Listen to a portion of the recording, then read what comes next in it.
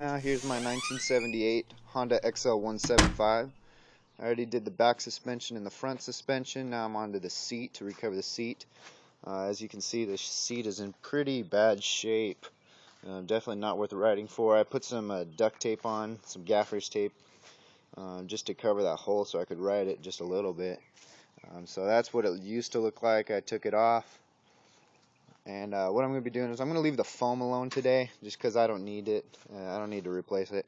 But I'm going to replace it with just a new leather. That's it. And this is my new seat. I just bought it off of eBay. It was like 20 bucks, I think, and then 5 bucks for shipping. So it's only like 25 bucks. I'm not sure if it's factory or if it's original OEM. I don't think it is, but it works anyway. And it has a Honda sticker that I put on the back. I haven't put it on there yet, but I will show you how to do that. Alright.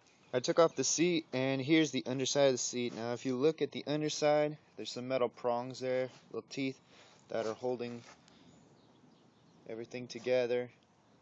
They kind of line the edge. What you want to do is you want to take a nice heavy duty screwdriver, and you're just going to take those prongs and just lift them up. And just that'll remove the seat. Alright, so here I got all the prongs off. As you can see, I just kind of bent them up right here and I pulled the seat off a little bit. It took me a combination of screwdriver and needle nose pliers to kind of pull off that seat. Might be a little tough, might be a little easy depending on the condition. What you want to do though is this piece right here. Not the best condition for me, but you want to save that piece because as you can see up here, it goes around the rim when you put on the new seat, and that'll protect your fabric from ripping. Right there at that metal piece. So I'm going to try to save it. I'm going to try to straighten it out the best I can. But when you get to this point, just go ahead and pull off the seat. As you can see, kind of doing this with one hand here. Yeah, be careful with these spokes. They're pretty sharp here. So, and then once you get your seat off, just pull the whole thing out. And there's my seat without the cover. The foam is actually not too bad of condition.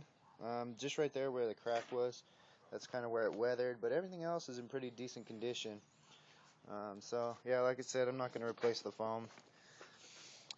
It's a little bit more work than I intend to do, but I will clean that back and replace the seat. Alright, so once you have the form fit,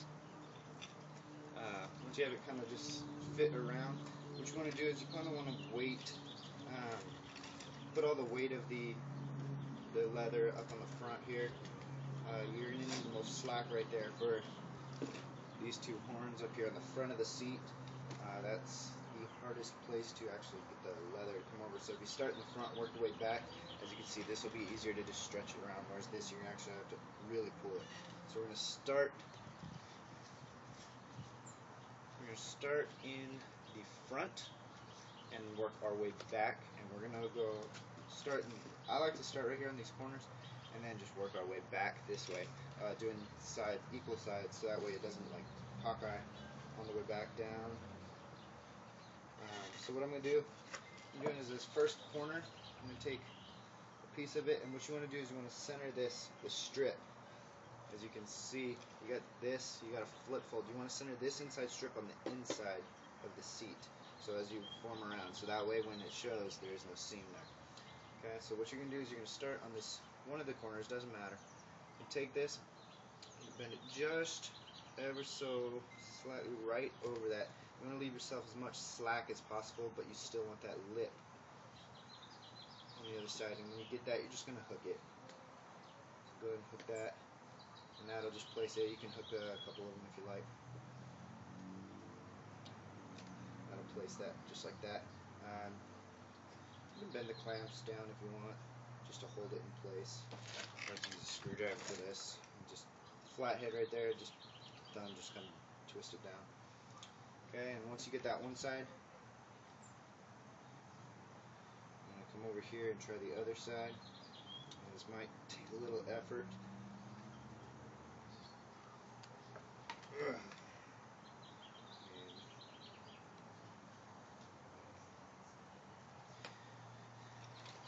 pull enough of it over. And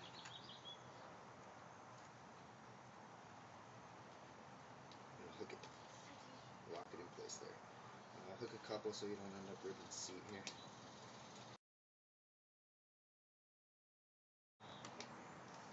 Looks like I'm pretty good here.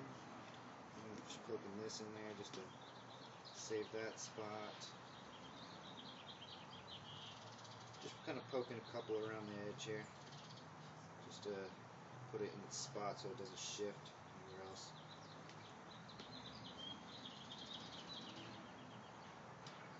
I want to get that seam as close to directly under that pad, but still on this side. That way I kind of give myself a little slack everywhere I need to. So again, I'm not clamping anything down, I'm just really poking here, so that way I know how much slack I can get everywhere else.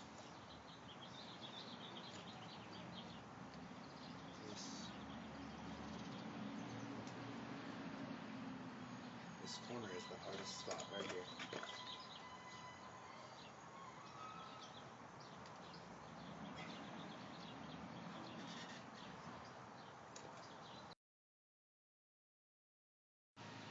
So when both sides are hooked and I feel like I can get some slack everywhere else, I'm going to go ahead and clamp that down there.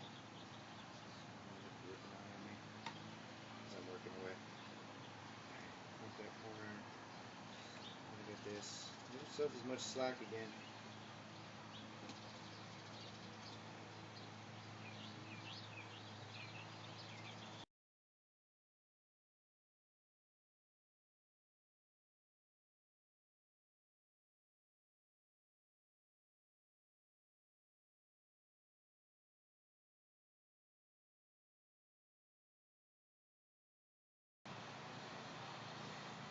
There you have it.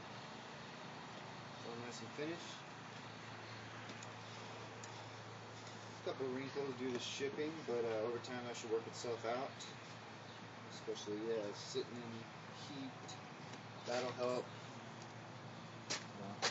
We have completed re-leather, and next we will put the Honda sticker on.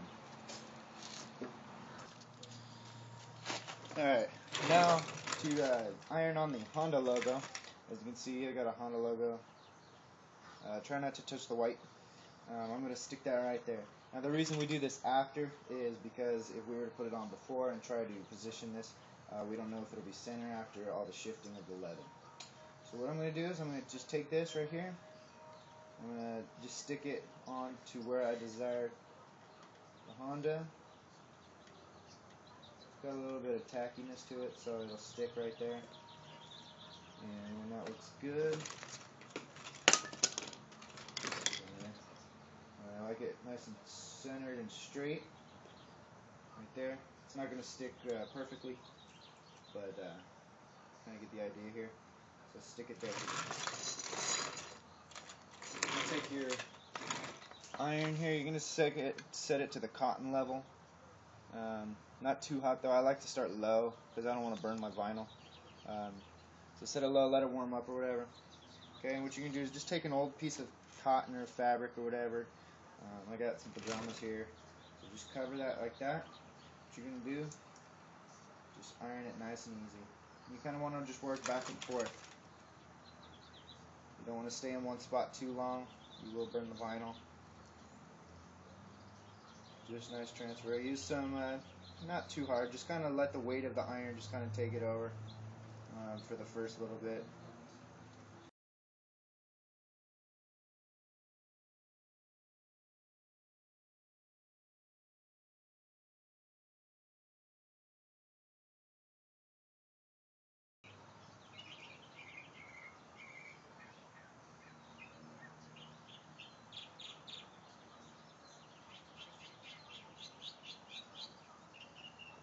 And this is what it looks like when it's all done.